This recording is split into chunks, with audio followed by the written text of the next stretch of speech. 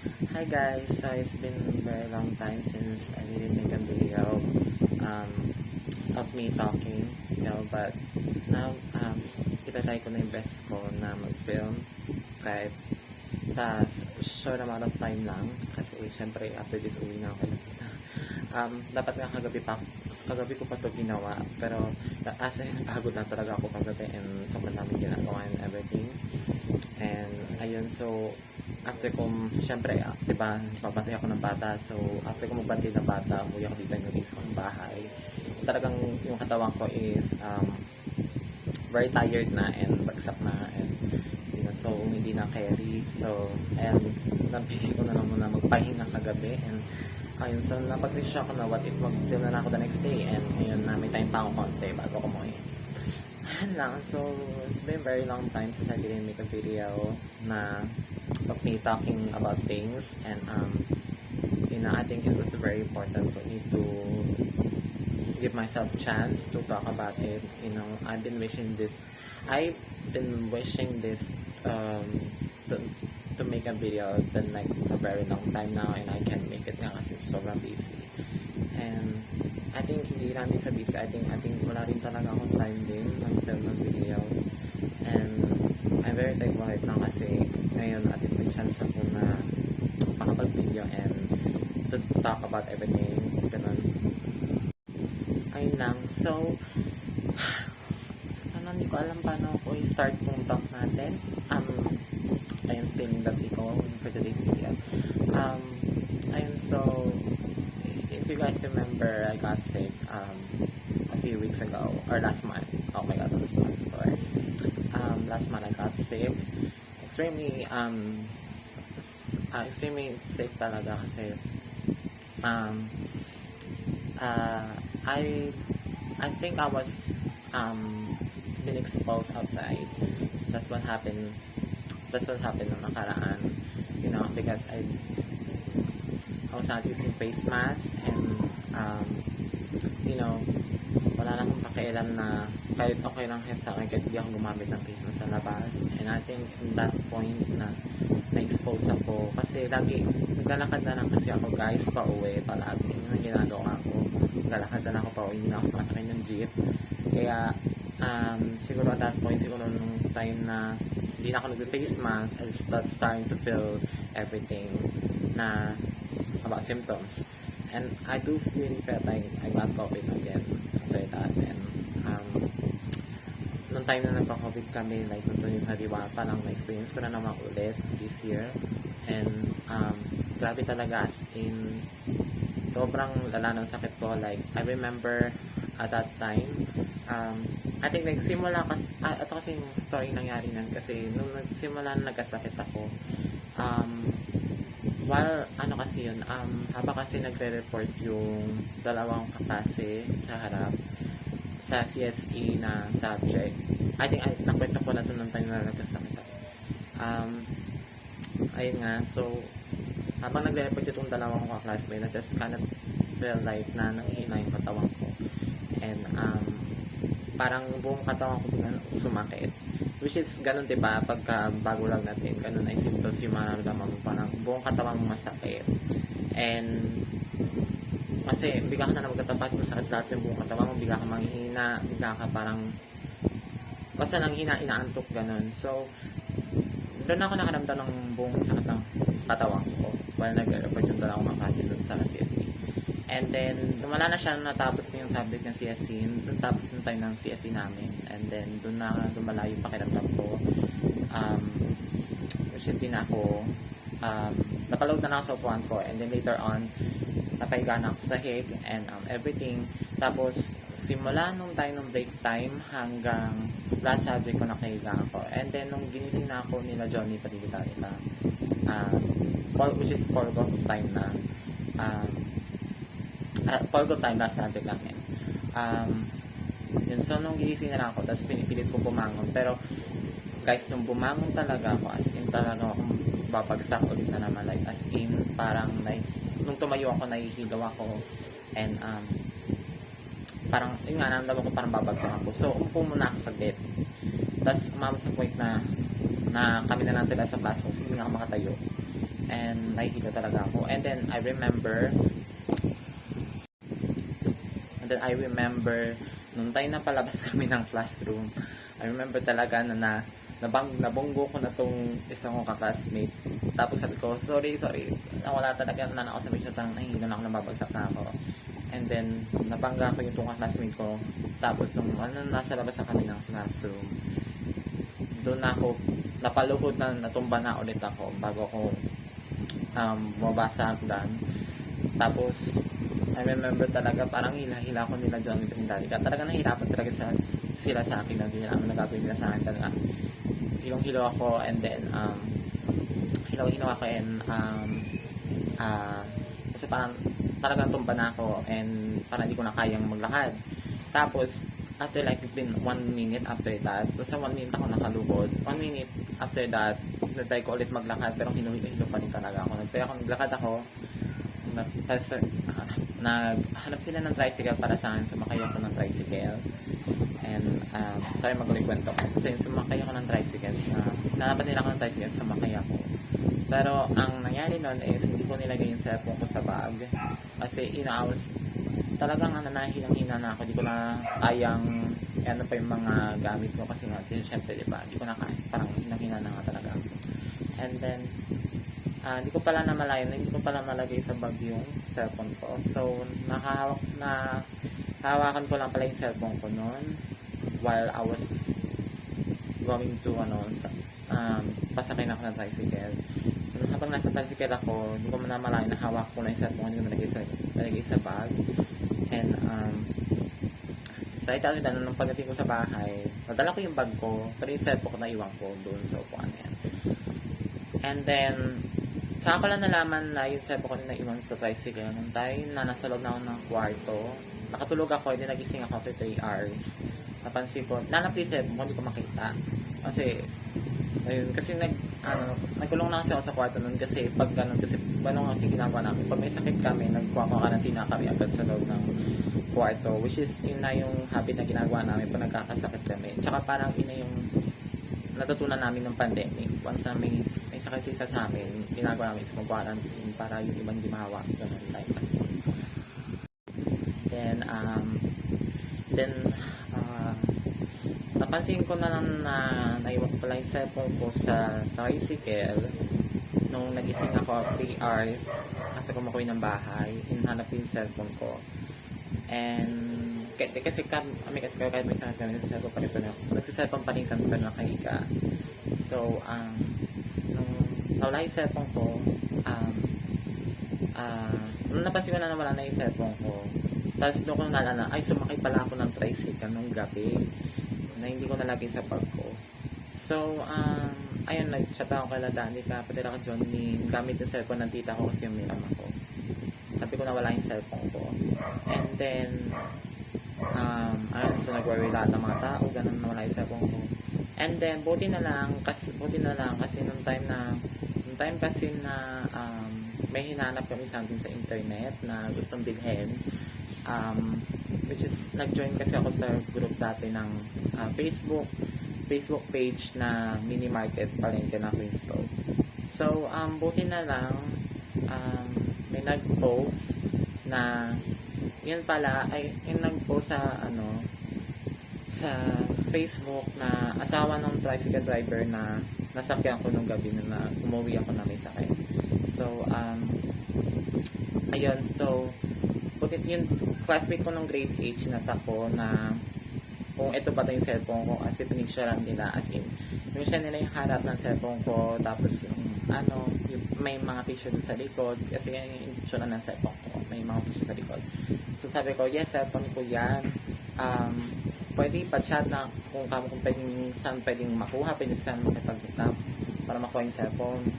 So, ayun. So, hindi na ako pa nag-antay, hindi na ako parang masapasipang tao na sila na mismo makipag-coordinate. I just nag-decide na ako na lang makipag-usap directly. So, hinanap ko talaga yung post mismo nung babae na yung pala asawa ng tricycle driver na sinakyan ko nung gabi.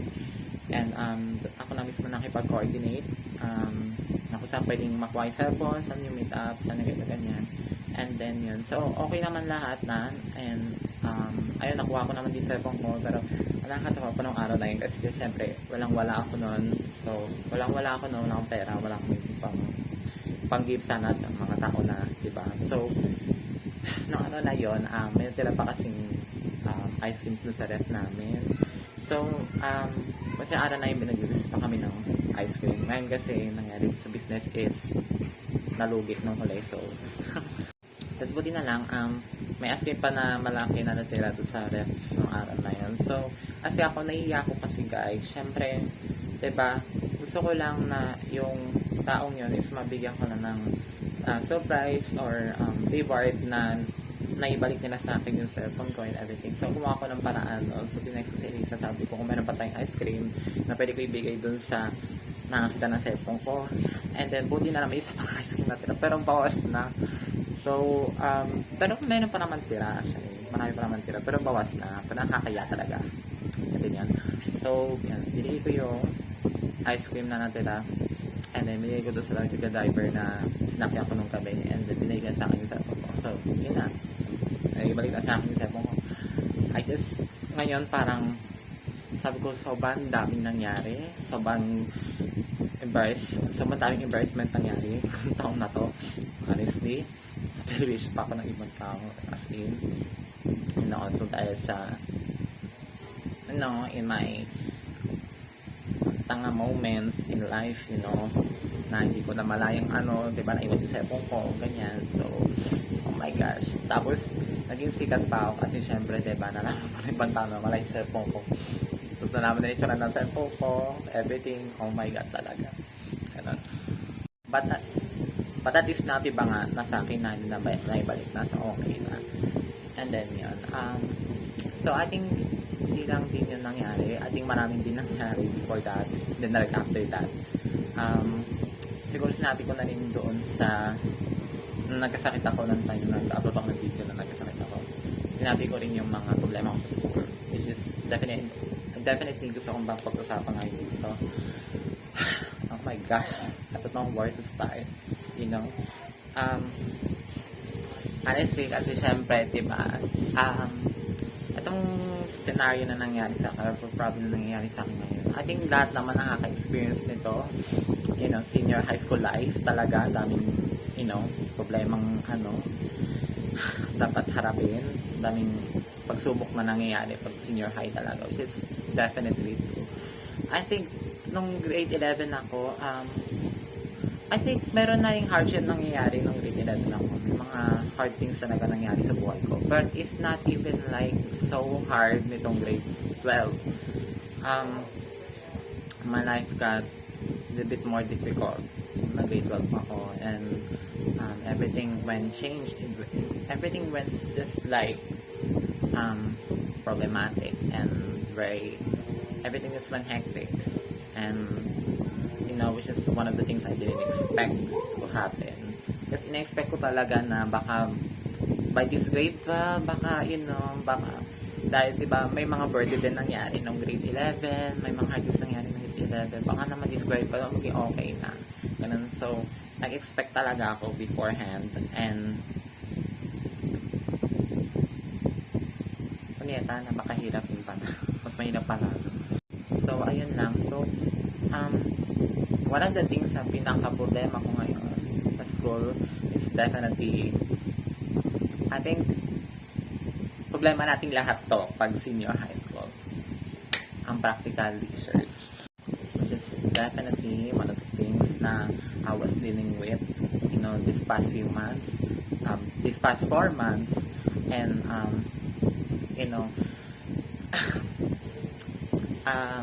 practical which is definitely destroy my life a little bit, pero I don't want to say about negative things on practical issues. I think okay din naman siya in a way para ma-learn, matuto yung mga students how to, pero I don't think na kailangan na, pahirapan yung mga estudyante, like, dapat pa salong mahirap yung process ng paggawa ng ganon or research, diba? So, definitely practical research literally destroyed my life. It affected my mental health and gusto ko actually nga, gusto ko nga pag pinag-uusap ko yung mga bagay na to, gusto ko, realistic ako, gusto ko sad. Pero ngayon hindi ko na alam ano maramdaman ko or matatawa na ba akong maiiyak. Pero at actually nabaliw na lang ako kasi talagang halo-halo yung emosyon. Minsan may okay din naman, minsan matatawa ka na lang na ganito nangyayari, minsan iiyak ka na lang, hindi mo alam ano maramdaman mo, parang ka nang sira ng ulo ka. So ano yun na yung pinaka problem in practical research sa amin sa practical research. Sobrang daming nangyari pagtatalo, so maraming away na nangyari. It also affected our friendship, kami nila Johnny. At pati yung mga kagrupo ko sa research. It definitely went difficult nung time na yun ay naggagawa ng gawain. Yung teacher namin na nagpapagawa ng mga gawain sa amin.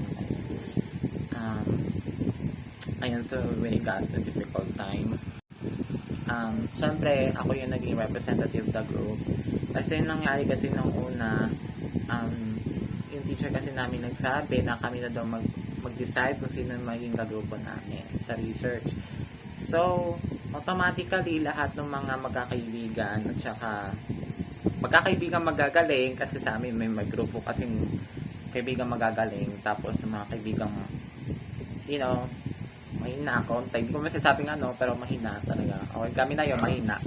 Ayun, so nagsama-sama. Kasi walang choice sabi niya, kami daw mag-isip kung sino maging kagrupo namin. So, ayun na, yun ang nangyari. So, kakagrupo kami nila Johnny, pati Danica.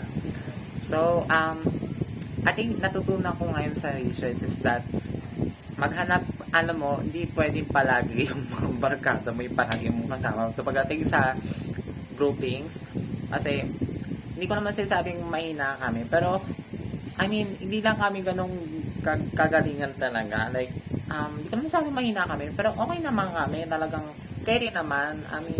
Kaya namin yung mga bagay-bagay, pero hindi ko naman sinasabing mahina, pero yung hindi talaga magaling, as in true ACADS. Yun nga, so parang one of the things na natutunan ko is that kapag sa groupings, dapat kung alam mong hindi kayo ganun kagaling na magkakabarkada nyo, pagkakabarkada nyo, kailangan nyo mag-separate. Like, hindi kayo pwedeng magsama. Kasi, pag kayo magkasama sa groupings, and then, walang ibang choice nga, dahil nga, diba, syempre, yung teacher nga nagsabi sa amin na kami mag-decide kung sino may grupo namin. So, wala kami nag-choice. Pero kung magkakaroon man kami ng chance na iba yung grupo namin, we definitely gonna do so, na magpili ng ibang group. I would rather to have a group na kasama ko yung puro magaling, rather than na makasama ko yung halos kapareho ko lang na hindi magaling. Ganun. Kasi pag lagi kasi kayong magkasama or hindi kayo nag-try na mag-separate ways, wala kasing mangyayaring improvements, wala rin kasing mangyayaring improvements, at saka hindi maaangat, lalo na pag hindi kayo lahat magaling. So, I think yun yung pinaka-natutunan ko nitong sa research sa groupings. I think since grade 11 lang pa naman, kasi pagdating talaga sa groupings, sa classroom namin, yun talaga yung nagiging unfair sa lahat. Kasi, may mga tao na, may mga tao na, example na yung mga taong magagaling sa amin. Pag kami nag-decide na mag-groupings at hindi yung teacher namin yung mag-group sa amin, ang mangyayari, maraming malalet out. Maraming malalet out. Marami ding di maraming di ma-improve. At saka, di mapaunlad yung groups. And I think kasi, yun na naging main problem sa amin na pag kami nag-decide na mag-groups. Kasi, sa amin, yung mga magagaling sa amin, nagsasama-sama yan. Tapos, yung may mga mahihina, tsaka hindi mahina, yung mga hindi magagaling, nagsasama-sama. Pero, kaya may mga group na nag-i-improve, may mga group pa yung napag-iiwanan. So, yun ang nangyayari ngayon sa research din namin. May may mga group na umaangat, yung iba, maaga natatapos, maaga na i-improve. Tapos, iba sa amin, naiiwan. Which is kami na yun, naiiwan na kami. Siyempre, automatic. Siyempre, may iwan kami automatic. Ako yung representative eh. So, ayun lang. So, yun na yung pinaka natutunan ko. Pero right now, wala na akong magagawa eh. Naka-step forward na kami. And, actually, it's already been 4th month na nung tumano na groupings kami. So, wala na kami magagawa. Hindi na kami pwedeng mag-iba. All we have to do is mag-move forward. And, kung may papagawang bago, gagawin namin. Yun nga lang, mahihirapan kami. I mean, may mahirap lang na kaming pagdadaanan. Pero, kaya rin naman yan. Kasi by group naman. So, pipilitin namin maayos, pipilitin natin magawa as much as possible. Na tama na din in a way. Kasi, puti na lang, even though na mali nga yun ng, mali na yung time na kami yung magsama-sama sa group, hindi yung nagkahiwalay. Ngayon na-realize ko na, pinipilit ko na magpatulong sa iba, yung mga galing sa amin, pinagtatanungan ko kung paano gawin yung ganito, paano gawin yung ganyan. So, yun na yung ginagawa ko ngayon para at least, diba, alam ko yung mali, alam ko yung ano yung tatama ko, so ganun. So, para okay lahat. I'm so sorry kung hindi ko mapaliwanag na maayos, but that's what going on. Ano ba siya may sumisigaw dyan? Wala na siya ba si Elisa ba sumisigaw? Sabay sumisigaw? Ano na ba sumisigaw na sigaw? Sino ba yun? Ayun lang. So, actually nga na-expect ko nga na gusto ko sana mag-rant sa inyo or gusto kong umiyak or something ganito ganyan na so matelsat and ganito na nagarat ako. Pero right now, try ko na magpaka-positive and matawa na lang sa lahat ng bagay, you know, and ayun, matawa na lang, tsaka hindi na palang impulusan, like kung ganito ganyan, puro negative, you know, just trying to be positive na way.